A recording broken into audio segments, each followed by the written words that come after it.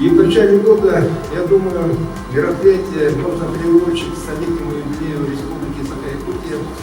Фестиваль, который несет очень хорошие цели и задачи, а именно научный подход и экопросветительские цели, чтобы наше будущее поколение знало нашу флору и фауну, нашу любимую природу, приобщилась к той великой научной работе, которую проводят наши коллеги.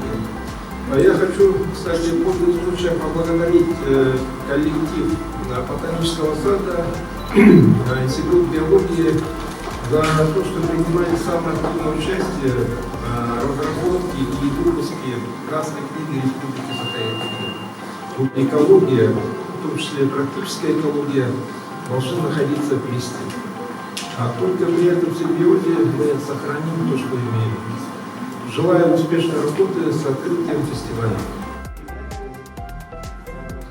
Сегодня мы рады приветствовать вас на открытии уникального фестиваля. Уникального в том смысле, что здесь сочетаются искусство и наука.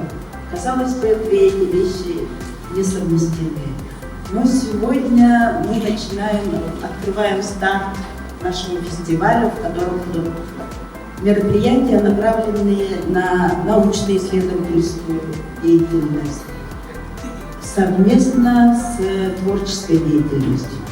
Это очень интересный фестиваль, и будет он проходить на фоне тоже такой же уникальной выставки «Песни моря и цветов», в котором также совмещаются два вроде бы несовместимых понятия – море, цветы.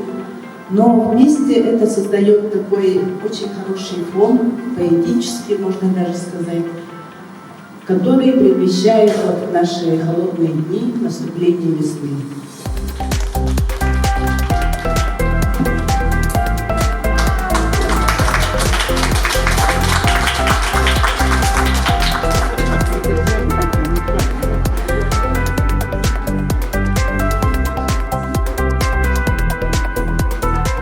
Сегодня мы вам представляем выставку «Песни моря и цветов» на дальних берегах.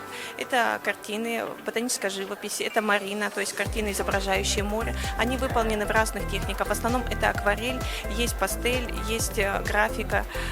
Мы предлагаем вам насладиться и получить удовольствие от этих картин, посмотреть, какими деталями, как точно все прорисовано, как много времени потратил художник, чтобы передать все вот это вот великолепие.